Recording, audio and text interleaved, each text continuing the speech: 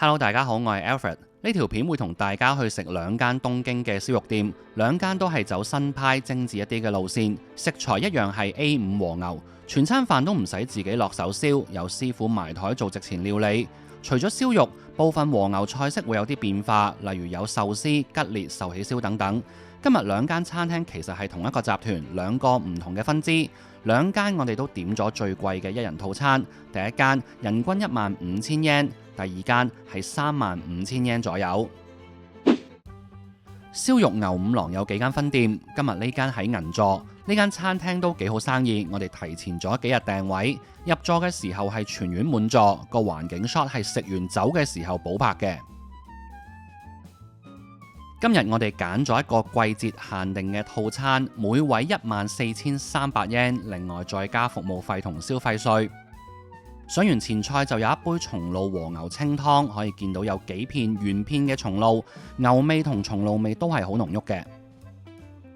跟住係一個牛撻撻，上面加咗魷魚軟絲嚟嘅，另外仲有一啲魚子醬，食之前呢會再擠少少青桔仔嘅汁喺面。牛肉十分鮮甜，完全冇鐵味，軟絲好新鮮，魚子醬就入門級，但至少係真嘅，夾埋一齊食都幾好食。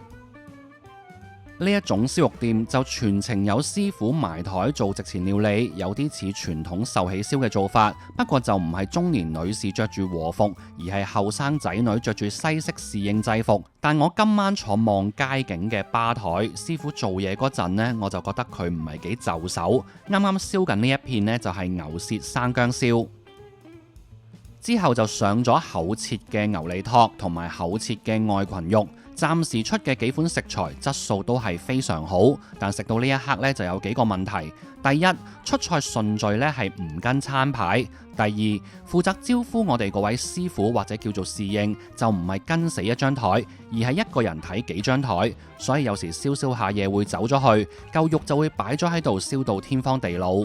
第三就係呢位師傅係完全唔講嘢，唔講嘅程度係你會以為佢係啞嘅。咁有朋友可能就會猜測，會唔會係因為佢知道我係遊客，佢又唔識英文，咁咪唔講咯？但以我經驗，日本人唔識英文都會盡量用身體語言去招呼你，甚至明知你聽唔明都會照用日文同你講，將佢哋公司要求佢哋做嘅服務全套做足。去到今餐咁樣唔出聲，我呢半年喺日本食咗大約160間餐廳都冇遇過。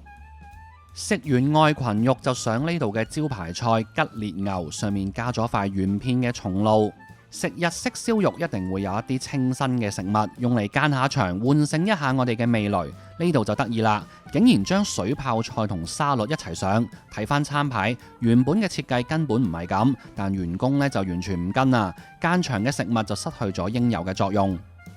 食完沙律就等咗10幾分鐘，期間呢就熄咗爐㗎。師傅上菜之後一開着個爐就馬上將片肉放落去，個爐根本未熱，我真係睇到眼都突埋。呢塊係我最中意食嘅 A5 西冷，大家睇下塊肉喺個爐上面呢，冇聲冇氣，幾咁陰功。一塊咁薄嘅肉，最後都燒咗成分鐘先搞掂，真係浪費食物。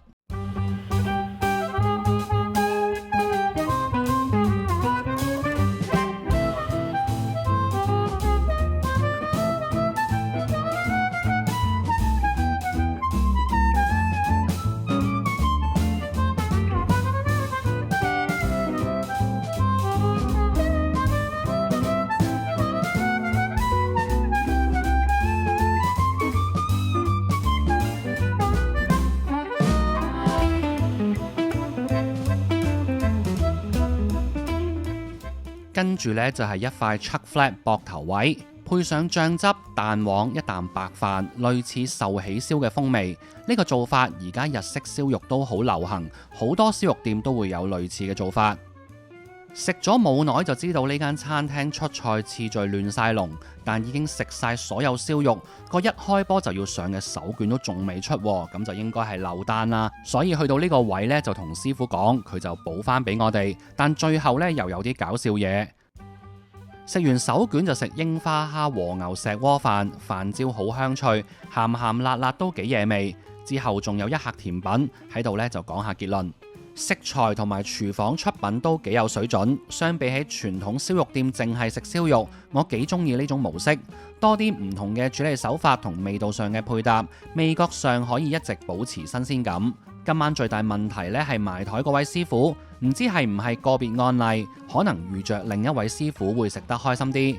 份量嘅話亦都係差少少，呢個價位食得唔係好飽呢，又係有啲失敗。其實佢碗飯俾多少少就搞掂咗㗎啦，唔使俾半碗仔咁少。最後埋單又係搞笑，個漏咗單嘅手卷呢，竟然另外收我錢，由頭到尾都係同一位師傅跟，話佢知漏單，竟然以為我係加單。好彩我心血來潮 check 下，同佢講返呢就冇俾多到。如果對呢間餐廳有興趣，可以試試同系嘅其他分店，又或者睇埋下半 part 高級版嘅燒肉牛五郎。特別鳴謝 Surfshark VPN 贊助呢條片。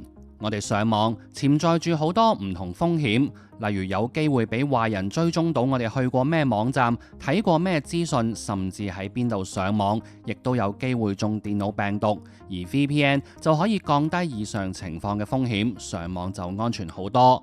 我哋仲可以連線到唔同國家嘅 VPN server， 例如睇 Netflix 或者 Disney Plus 就唔一定要揀香港嘅 plan， 可以格價睇下邊個地方嘅月費平啲或者多啲節目啱自己。另一方面，如果我哋身處海外，亦都可以連返去香港嘅 server， 繼續用返自己嘅帳號同埋服務，非常方便。Surfshark VPN 只需要一個帳號就可以喺無限部裝置安裝同埋使用。有興趣嘅朋友而家可以用畫面呢條連結，再加上 promo code 就會送多3個月免費使用。大家可以參考下面 info box 嘅資料，佢哋仲會不時推出一啲優惠㗎。呢一間多咗個 S 字係第一間嘅高級版餐廳，係全包廂設計，每組食客一間房。牛肉講到明係用鳥取田村牧場同埋滋賀岡崎牧場嘅淡馬牛，簡單嚟講即係名牌黑毛和牛。一開始師傅就特登擺低碟肉俾客人影相，影完再攞返出去處理，呢個都係日本一啲高級餐廳常見嘅做法。第一道菜係粟米濃湯加法式牛清湯啫喱，口感絲滑，味道甘甜。第二道係牛赤身虎蝦手卷，正常水平。第三道係秦野菜6小碟，一啲季節性嘅食材，用上唔同方法調味，6款嘅調性都唔一樣，而且師傅刻意用咗一啲同食材本身味道對比度大一啲嘅調味，玩味性十足，令我每一啖都充滿驚喜。第四道菜係牛塔塔，面頭加咗鮑魚、真嘅魚子醬同埋柚子皮。牛肉本身極鮮甜，鮑魚提供咗一啲爽口嘅顆粒感，魚子醬如果再高質啲，呢碟嘢就天下無敵。跟住就開始燒肉啦，每間房有一位師傅跟進，呢位師傅嘅工價比起第一間專業好多，而且除咗出去攞嘢幫我哋上菜啊、收碟啊咁呢，佢大部分時間都係喺間房度，感覺上係一對一組客。用餐感覺就同傳統壽喜燒咧完全一樣，而且師傅嘅待客之道亦係非常高手，講嘢又專業又友善，同客人嘅距離拿捏得啱啱好，唔會做少咗又唔會做多咗。師傅喺燒肉之前亦上咗另一道菜，就係煙燻牛塔塔配魚子醬。我本身唔係牛塔塔嘅 fans， 其實食一碟就夠㗎啦。但佢將牛塔塔分開2種口味，前者清新，後者濃烈，亦係好有巧思。食完牛塔塔啲肉都燒好啦，師傅燒肉嘅火候無懈可擊，牛脷嘅食材本身好高質，如果再切厚少少，口感就會仲好。塊裙帶牛扒就有少少筋，肉味係有嘅，但冇預期中咁濃郁。跟住有一杯沙律間下場，今日嘅出菜順序就同餐牌嘅設計完全一樣，沙律醬個 base 係打咗啲矮瓜落去，味道好清新。跟住呢一個呢係招牌菜吉列和牛三文治，嚿肉呢係牛柳嚟嘅，塊方包就用翻爐上面燒肉嘅油脂去烘，醬汁呢係松露汁，鹹中帶甜。牛柳上面會放松露牛油，然後再加啲松露嘅刨絲。牛柳本身極少脂肪，但係肉質奇嫩無比，入口即化，冇牙都食到啊！呢嚿三文治呢係超級好食，俾大家睇埋個製作過程，我哋再講下一道菜。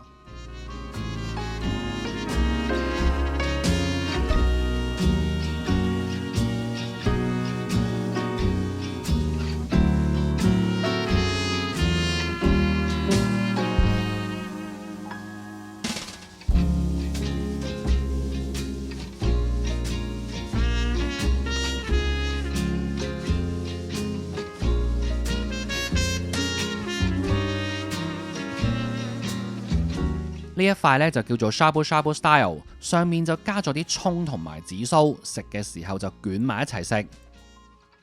然後就到咗大家都見過嘅 Sukiyaki Style， 同第一間嘅分別呢係冇咗粒飯，但係多咗好多松露。間翻碟水泡菜，我哋就想煮食，係一煲鰻魚和牛粒飯。今餐嘅份量就好足夠，未食飯其實都差唔多飽。師傅一上煲飯呢，就問我哋有幾飽，話如果已經飽飽地，就裝少啲飯俾我哋，剩翻嗰啲呢，可以幫我哋整個飯團攞走。不過我聽日都 book 咗另一間餐廳，今天的飯今天食，都係懟埋佢啦。呢間餐廳嘅食物同服務呢，我覺得都係幾好㗎。環境有私隱度，但有幽閉恐懼症呢就唔多啱。唔知同燈光有冇關係？今日喺度特別容易喺空氣中見到塵粒，見唔到就會開心啲。價錢嘅嘢大家自己衡量。其實有啲套餐呢係萬幾yen，同樣嘅環境服務體驗可能相差不遠。今日講到呢度，下條片見，拜拜。